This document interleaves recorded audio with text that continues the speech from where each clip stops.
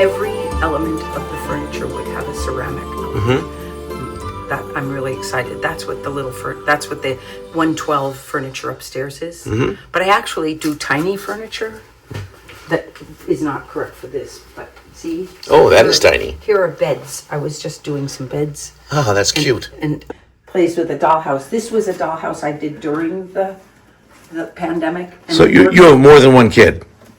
I have 3. Okay. And 6 grandchildren. Oh. And this dollhouse I actually designed from scratch, and I built it first in cardboard, and then I built it because it was the pandemic, and I wanted to have a project that would take a vast amount of time. And so one of the reasons I originally joined the ceramic studio was to make bathroom sets. What is the ceramic studio? It's in Needham, the I don't want to get the name wrong. Oh, Gorse Mill? Gorse Mill. Oh, yeah, I've shot there, yeah. Yeah, they're wonderful. I love being a member there. And these are just little bathroom sets. I love these. These are actually the reject. Well, especially being ceramic and toilets and bathtub and stuff, that's perfect. See, so I carve these. And look, little toilet. Carve the toilet. You say carve, but... Come on. Don't you mean sculpt? Yes, yes. I don't, that is to say, none of it is laminated. None of it is pieces put together. It's from a solid block. And that's my favorite way to work. But what I wanted to show you is this. This is something, I got this really old, nasty dollhouse. It didn't look like this at all. It really was pretty awful. From the dump. And we thought we would turn this one into a museum. So this is a dollhouse museum. And I made these. These are inspired by the ceramic benches at the MFA. And then if you see in here, all of the paintings are by Hannah. See, she did all the paintings. Go on. See, all the paintings.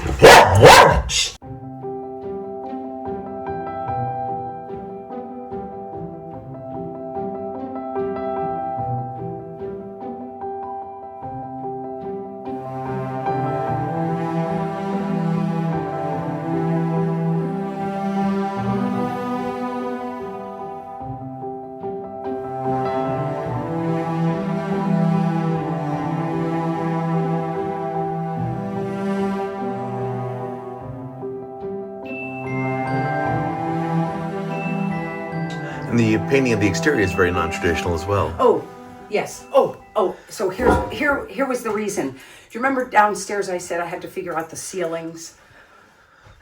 You haven't seen like the best thing in this dollhouse, but unfortunately, these are the, I don't know, water nymphs or whatever it is. Are they down here? And this one is Hell and Damnation over here. If you look, this is the violinist. And the outside of this dollhouse is different artists. So the top is Klimt. And this looks kind of like Dilly, but this is not. This is one of our other dogs that passed away. But you see, it's Klimt. See, so it's beautiful. The image. Are you familiar with Klimt? Yes, I am. Okay, good. This was in the exhibit, but it was open. And this also, the original castle was a Doug and Melissa from the dump. So I'm a regular at the dump. I guess so. Not a crazy person. No, I wouldn't say. No, these are treasures. You discovered treasures. Yes, but yes, I'm lucky that a lot of the treasures I want are not things other people want. And this was work I did back when I was raising the children. So I literally moved all the time. So I was happy to do an art form where you didn't move. But this is a book that I was writing. Do you want to pull some of the pages out? Yeah, sure.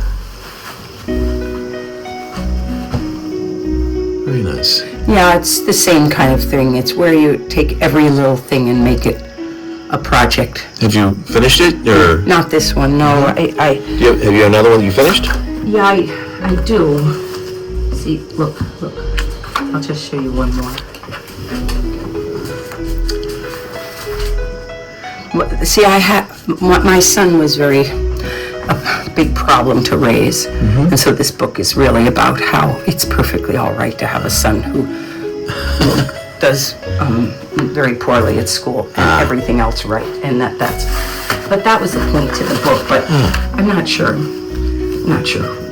So you have a book that you finished, though. Well, I do, if I can find a copy of it. Yeah. Yes, but this was many years ago. Did you publish it, or have you tried to publish it? Oh, I can't believe it. I can't. It's too much work. I can't. Well, these days it's a lot less work to self-publish. So this was the first one I did. But I see, this was my, I didn't have anything else but my nephew, who's now a grown man. And it took me 17 years to write this. So this was the very first project. But it was because I had been teaching anatomy in graduate school.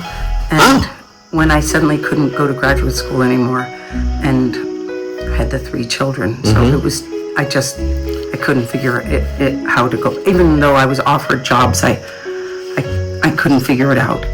There just wasn't daycare at all the way there is even now, and even now it's not great. It's a struggle now too. Right, but it was impossible back then. So I loved anatomy so much.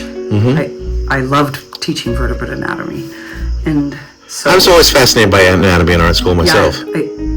But this was like tear the animal apart. Yeah, and I've done a lot. You weren't just looking at the bones. Right. So I named it Anatomy Schlematomy. A joke nobody gets but me. So you see, here are the children. Here are my children. There's Hannah and Joseph and Jenny. And let's see, this is for Hannah, Joseph, and Jenny, who love to talk. This was my book. And what I was doing was I was literally figuring out a book where every single part of it would take me the maximum amount of time. Look, there were snakes down here and turtles, more turtles, little newts or something, little frogs in the corner. Every single part of the book is designed. It's so detailed, it's amazing. Yes, but it was designed in order to take the maximum amount of time, which is why it took me 17 years to finish it. Why is that? Why did you do it that way? Because I was so busy that I had to take 10 minutes a day to do it. I actually had an egg timer. Seems like maybe it was part of your way of getting out of your head. Yeah, I couldn't possibly live without this.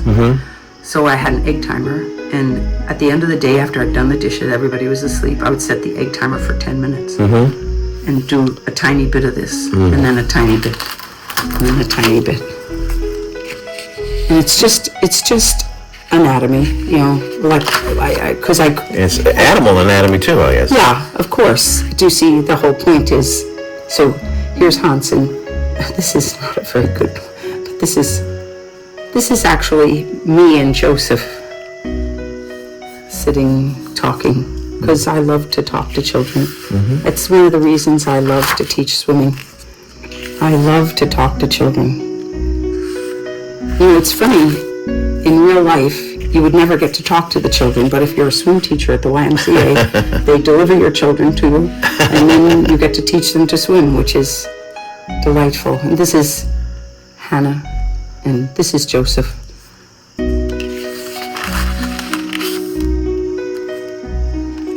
And every single rock. Look at that. Yeah. I mean, this was when I was absolutely desperate to have something to do that I wouldn't have to think about, because what I found was that if I tried multiple art projects, then I had to spend time figuring out what the art project was, and all my time would be gone. But if I did this continually, I never had to worry about what the next day I was going to do.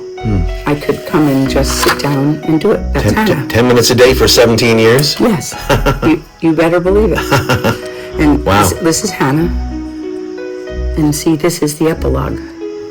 And of course, the little boy, this little boy is Hannah's cousin. And so, shall I read the poem? Sure. I have a little cousin, she's called Hannah, and she's dear. And when she speaks, I try my best to concentrate and hear. just what she has to say, 'cause when I ask her for a rhyme, she has a word to tell me. Yes, she has one every time. My little Hannah, what word? Can you start that again? My little Hannah, what word rhymes well with anatomy? Is your vocabulary broad enough to rescue me from my unhappy quandary? She looks up and easily replies and saves the day for me. She says, Schlomatomy. In this and many other ways, she's helped me to discuss strange animals that seldom live or sound or look like us. I've done my best to show that we're like other living things, despite the fact we haven't got antenna, gills, or wings. Oh, take this as a sign, my little Hannah, sweetie mine.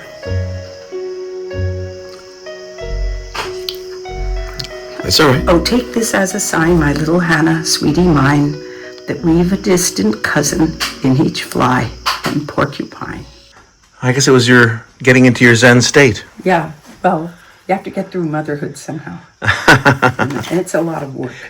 I ran the environmental aids but just for Upham School. Mm-hmm. So I wrote this, the Upham School Nature Guide by Liz Dean.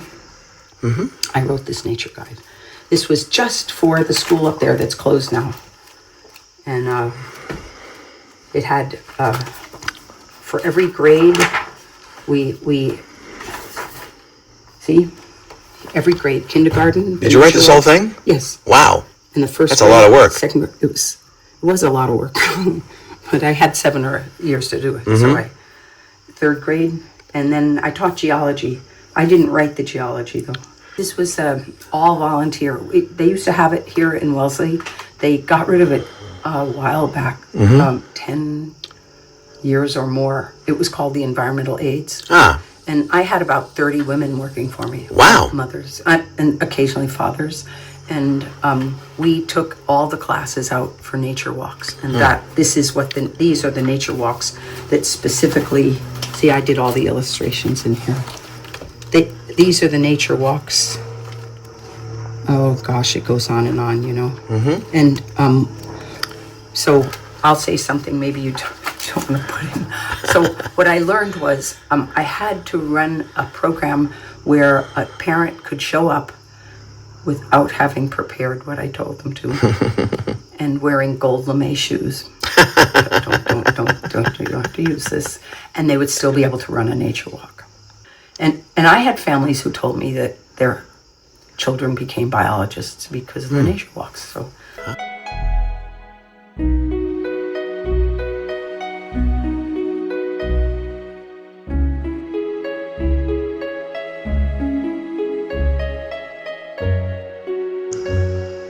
Well, you can't live without art. Yeah. I wish you could. It's not possible.